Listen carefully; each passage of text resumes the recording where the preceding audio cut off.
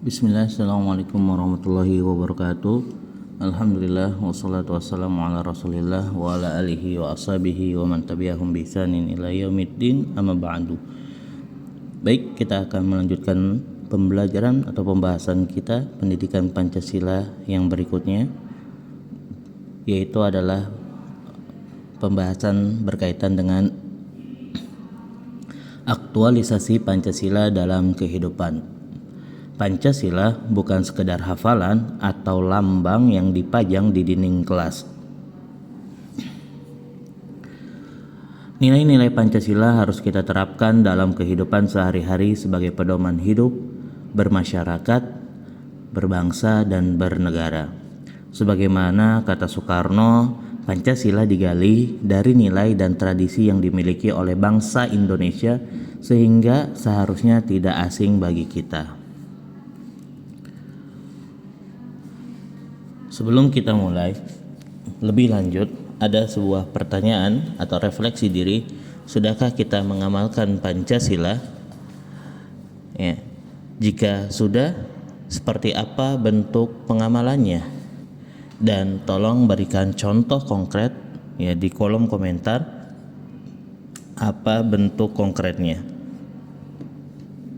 Jika belum, apa yang akan dilakukan oleh kalian sebagai bentuk aksi nyata atau aktualisasi penerapan Pancasila yang akan kalian lakukan? Silakan juga ditulis di kolom komentar gitu ya. Kenapa? Karena refleksi diri ini penting untuk memahami sejauh mana kita telah menerapkan nilai-nilai luhur Pancasila dalam tindakan nyata, bukan hanya sebagai pengetahuan teoritis saja. Kita akan bahas satu persatu mulai dari sila pertama, ketuhanan yang Maha Esa.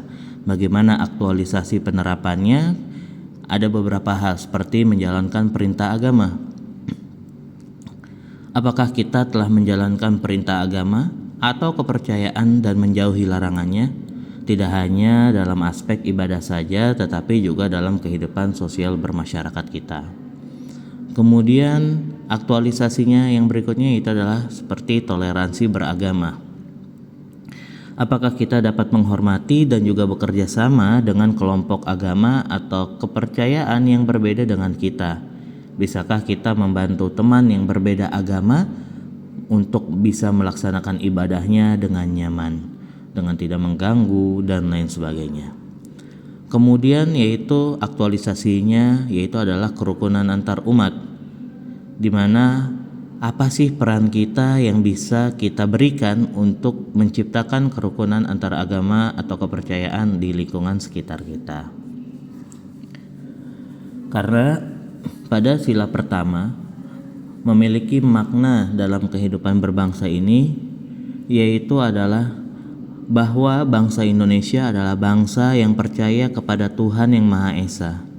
Hal ini menunjukkan atau berarti setiap warga negara kita dapat melaksanakan ajaran-ajaran agamanya secara nyaman dan seksama tanpa mengalami gangguan dari pihak manapun. Dan pada sila ini juga menjamin kebebasan beragama dan berkepercayaan, sekaligus mendorong terciptanya toleransi dan kerukunan antar umat beragama, karena setiap individu memiliki hak yang sama untuk menjalankan keyakinannya masing-masing dalam bingkai persatuan bangsa. Kemudian pada sila berikutnya, sila kedua, kemanusiaan yang adil dan beradab,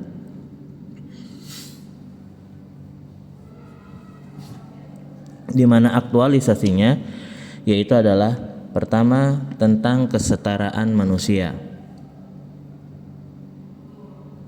Apakah kita dapat menempatkan setiap manusia, apapun latar belakang dan identitasnya, dalam posisi yang setara? Karena setiap manusia memiliki harkat dan martabatnya yang sama. Kemudian kepedulian sosial. Apa yang telah dan akan kita lakukan jika teman, tetangga, atau bahkan orang asing mengalami kesulitan? Ya, karena kepedulian terhadap sesama adalah wujud dari bentuk kemanusiaan. Seringkali kita kalau kita nggak kenal khususnya gitu ya orang asing, ya kita terkadang tidak membantunya gitu ya. Yang berikutnya yaitu berkaitan dengan norma sosial budaya. Apakah kita dapat menjalankan norma sosial budaya yang berlaku di sekitar kita? Menghormati adat dan budaya ini adalah bagian dari keberadaban itu sendiri.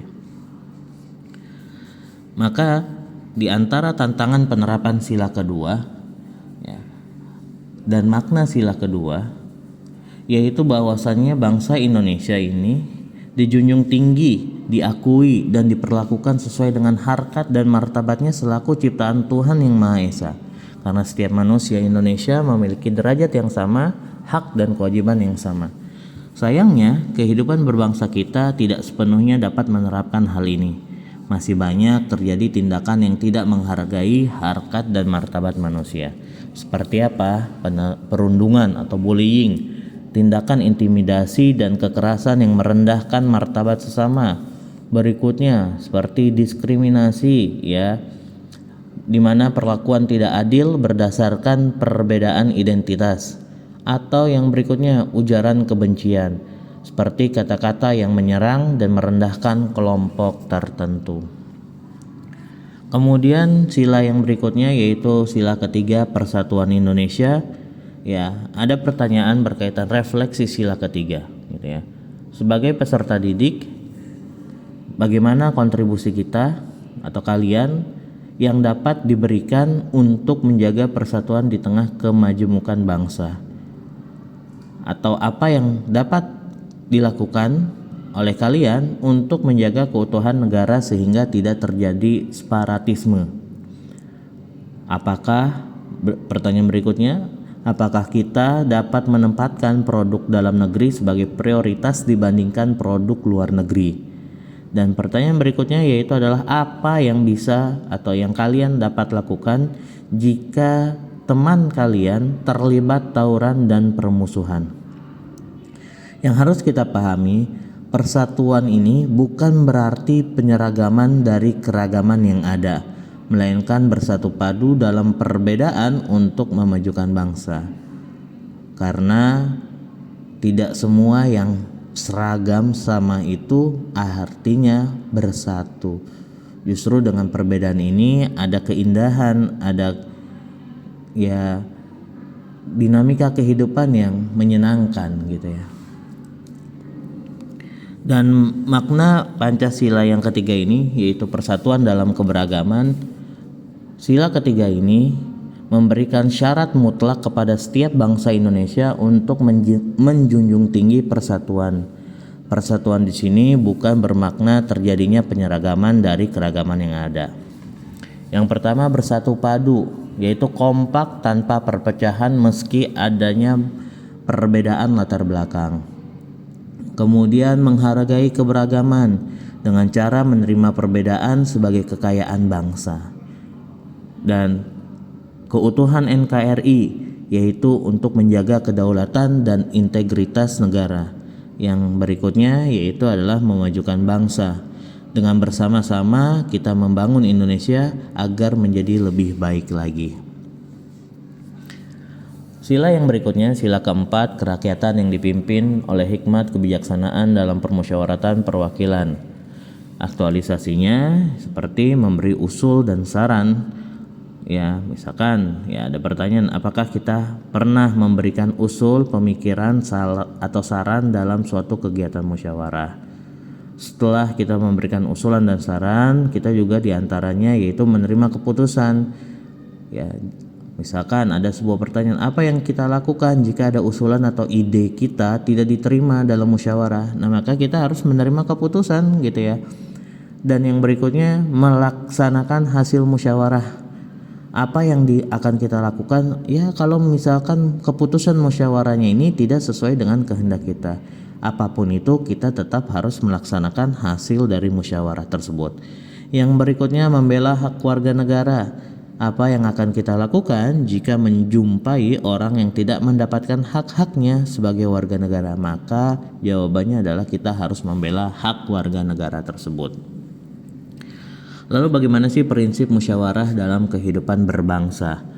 Dalam konteks berbangsa, sila keempat menegaskan bahwa segala keputusan di lingkungan masyarakat harus dilakukan dengan penuh hikmat, kebijaksanaan melalui mekanisme musyawarah. Dan untuk bisa melaksanakan kegiatan atau program bersama di masyarakat harus ditempuh dengan cara musyawarah. Karena prinsip musyawarah ini menyadarkan kita bahwa setiap bangsa Indonesia ini memiliki hak, kedudukan, dan kewajiban yang setara, sehingga tidak boleh ada seorang pun atau satu kelompok yang merasa paling otoritatif dan merasa paling benar. Karena musyawarah atau musyawarah mufakat adalah warisan budaya bangsa Indonesia yang harus terus dilestarikan dan dipraktikkan dalam kehidupan bermasyarakat, berbangsa, dan bernegara. Sila kelima, yaitu yang berkaitan dengan keadilan sosial bagi seluruh rakyat Indonesia, diantaranya yaitu adalah tentang berkaitan dengan hak dan kewajiban yang seimbang. Bagaimana cara agar hak dan kewajiban kita sebagai peserta didik, anggota keluarga, dan generasi masa depan bangsa dapat dilaksanakan. Kemudian berkaitan dengan keadilan tanpa pandang bulu, apakah kita dapat memberikan hukuman atau sanksi yang setimpal antara teman dekat dengan orang yang tidak dikenal. Maka kita harus menerapkan keadilan tanpa pandang bulu. Berikutnya yaitu adalah kepedulian ekonomi. Apa yang bisa kita lakukan untuk membantu teman yang secara ekonomi ini lebih rendah daripada kita? Ya, maka kita harus punya kepedulian ekonomi ini. Kemudian keadilan gender dalam sila kelima, seperti misalkan untuk laki-laki, jika kalian laki-laki, apakah kalian dapat bersikap adil kepada rekan kalian yang berjenis kelamin perempuan? Karena keadilan gender dimulai dari sikap saling menghormati dan memberikan kesempatan yang sama. Dan untuk yang perempuan, jika kalian seorang perempuan, apakah kalian dapat bersikap adil terhadap rekan kalian yang berjenis kelamin laki-laki? Karena kesetaraan gender adalah tanggung jawab bersama. Dan makna keadilan sosial yang komprehensif yaitu adalah keadilan adalah nilai universal yang harus dipraktekkan oleh setiap bangsa Indonesia, di mana keadilan di sini tidak hanya terkait dengan keadilan hukum, tetapi juga keadilan dalam berbagai aspek kehidupan, seperti berkaitan dengan kesetaraan harkat dan martabat, di mana setiap bangsa Indonesia berada dalam posisi yang setara terkait harkat, martabat, hak, dan kewajibannya. Kemudian berkaitan dengan cara pikir yang adil. Untuk bersikap adil harus dimulai dari cara pikir yang adil terhadap semua orang. Dan yang berikutnya menolak diskriminasi karena merendahkan orang lain karena status sosial, jenis kelamin, agama, dan budaya adalah bentuk ketidakadilan. Ada beberapa ketidakadilan yang masih terjadi, ya. Sayangnya masih banyak nih nak ketidakadilan yang terjadi di sekitar kita. Berbagai bentuk diskriminasi dan perlakuan tidak adil masih mewarnai kehidupan masyarakat Indonesia kita. Seperti ketidakadilan gender, di mana perempuan mendapatkan perlakuan tidak adil karena keperempuanannya, tidak mendapatkan hak belajar yang setara dengan laki-laki, dipaksa menikah muda, dan berbagai bentuk diskriminasi lainnya. Berikutnya berkaitan dengan diskriminasi sosial.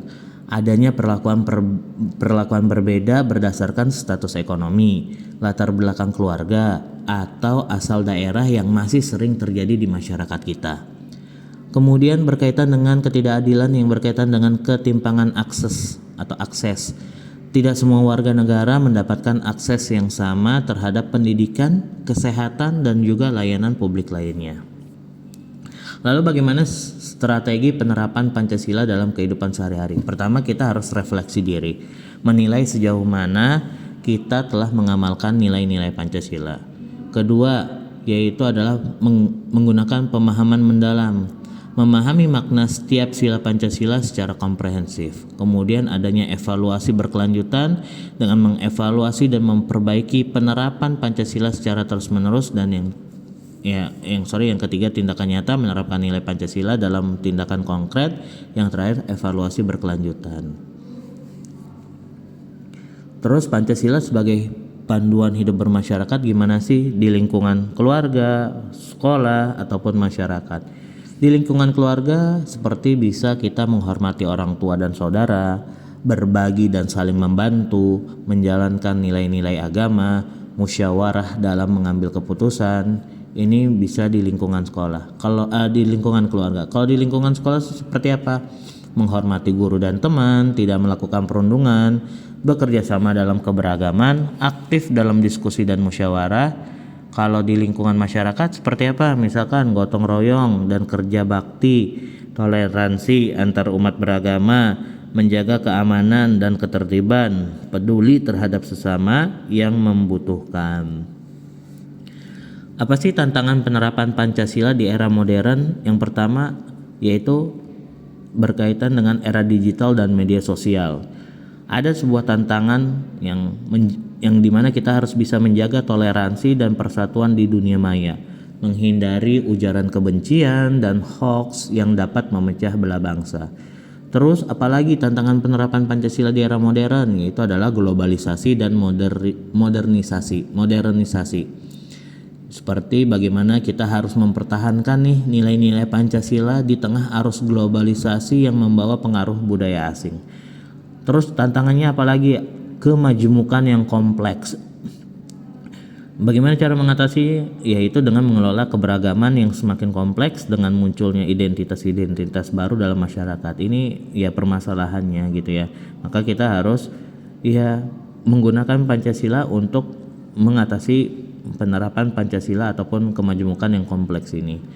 Yang berikutnya, tantangannya yang berikutnya itu adalah ketimpangan sosial ekonomi, di mana mewujudkan keadilan sosial di tengah kesenjangan ekonomi yang masih lebar antar kelompok masyarakat.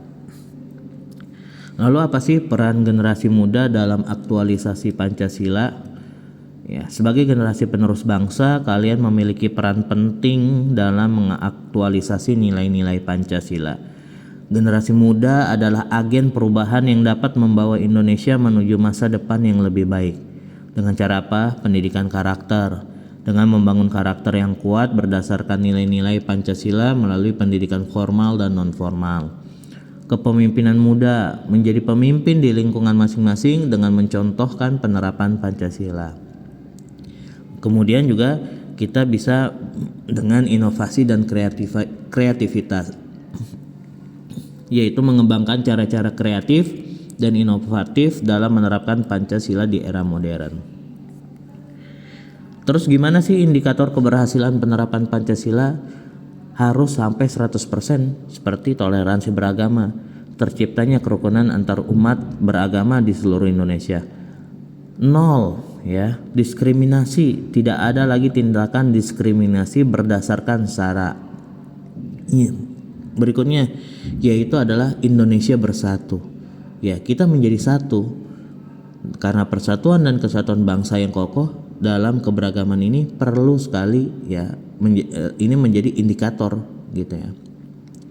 Yang berikutnya ada kalau sudah mencapai 100% keadilan sosial, dengan terwujudnya keadilan sosial bagi seluruh rakyat Indonesia, maka indikator-indikator ini bisa menjadi target yang harus dicapai melalui penerapan Pancasila yang konsisten dan berkelanjutan oleh seluruh elemen bangsa Indonesia, mulai dari pemerintahnya hingga masyarakatnya. Dan kita harus memiliki komitmen bersama untuk mewujudkan Indonesia Pancasilais.